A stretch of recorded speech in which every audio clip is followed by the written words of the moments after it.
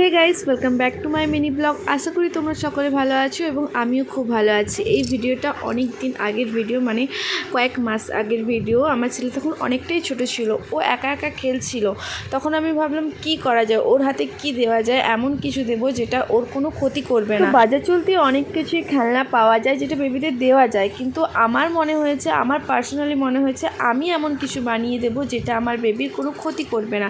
বাজার থেকে আমি এনে দেবো না, সেতে অনেক কিছু প্রবলেম হতে পারে। যেহেতু এটা ছোট বেবি, তো ছোট বেবিকে এমন কিছু দেওয়া যায় যেটা ওর কোনো ক্ষতি করবে না। তাই ভাবলাম ওর যে জামাগুলো যেগুলোকে আমি পরাতে চাই না বা সাইজে বড় বা ছোট হয়ে গিয়েছে, আমি সেই জামাগুলো কি করেছি, তার মধ্যে একটা ভালো কালার দেখে আমি চয়েস করে নিয়েছি। সেটাকে আমি কি করেছি, হার্ট শেপে কেটে নিয়েছি।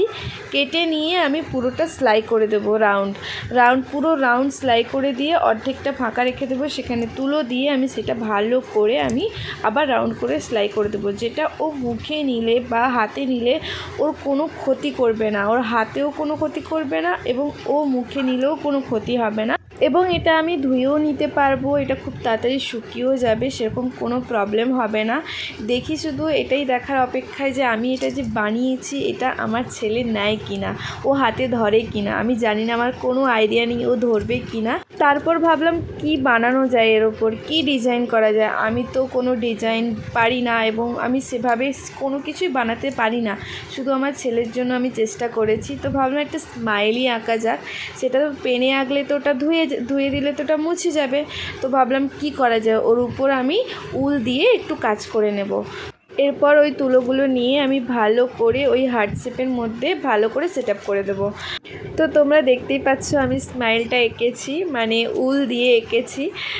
অনেকটাই কষ্ট হয়েছিল, প্রথমে বুঝতে পারছিলাম না যে কিভাবে আমি ওটা স্মাইলটা ওই উলটা দিয়ে আমি কিভাবে ওটা আঁকবো। তারপরে ভাবলাম না, দেখি চেষ্টাই করা যায়। তো পারবো না বললে এমন কিছু হয় না, চেষ্টা করলে সব কিছুই হয়। মায়েরা তো চেষ্টা করলে সব কিছুই পারে, সেটা তো সবাই জানে, এটা কোনো নতুন কথা নয়। তো দেখি আমার এই কষ্টের ফলটা কি হয়, শেষ অবধি তোমরা দেখো যে আমার ছেলে এটা ধরে কিনা, হাতে নেয় কিনা। তো বেশ কিছুদিন ধরেও চেষ্টা করছিল, কিছু জিনিস ধরার চেষ্টা করছিল। তো ভাবলাম কি দেওয়া যায়, ওর বাবাকে বলেছিলাম যে বাইরে থেকে কিছু নিয়ে আসতে, কোনো খেলনা। তো ওর বাবা বললো কি খেলনা নিয়ে আসবো, টয় ছাড়া আর কি নিয়ে আসবো। তো ভাবলাম ঠিক আছে, আমি ওটা বাড়িতেই বানিয়ে দিই, ও বড় হোক তখন তার খেলনা নিয়ে আসবে। তো ওর বাবাকে আনতে না বলে দিয়েছি। তো এবার আমি নিজে বানিয়েছি, জানি না কী হবে। তো এটা আমার ছেলের জন্য, এর মধ্যে এটা সেরকম ভালো হয়নি আমি নিজেও জানি, কিন্তু এর মধ্যে আমার অনেক অনেক অনেক ভালোবাসা আছে আমার ছেলের জন্য। তো এটা একটা স্মৃতি। কিছু কিছু জিনিস দেখবে নিজেরা বানাবে, তার মধ্যে যে আনন্দ থাকে না, সেটা কারোর মধ্যে থাকে না। তো দেখো আমার ছেলে এটা ধরে নিয়েছে, আমি তো খুব খুব খুশি হয়েছি। আমি ভাবছিলাম যে বড় হয়ে গেছে মনে হচ্ছে, ও ধরতে পারবে না, কিন্তু ও ধরতে পেরেছে এবং ওটা নিয়ে ও খুব খুব খেলছিল। তো আমার দেখে খুব খুব শান্তি হয়েছে যে না, অ্যাট লাস্ট আমার ছেলেটা নিয়ে খেলছে, কিছু না কিছু ধরছে। তো ও অনেকটাই খুশি হয়েছিল, ও সারাদিন ওটাই খুঁজছিল, আর ওটাই যখনই ওর হাতে দিচ্ছি ও খুব খুশি হচ্ছিল আর আমার দিকে তাকাচ্ছিল। দেখবে নিজে কিছু বানিয়ে দেওয়া আর বাজার থেকে কোনো কিছু কিনে এনে দেওয়া, এর মধ্যে অনেকটাই তফাৎ থাকে। হয়তো নিজে বানিয়ে যেটা দেবে অতটা ভালো হবে না, কিন্তু তার মধ্যে অনেক অনেক ভালোবাসা থাকে, অনেক স্নেহ থাকে।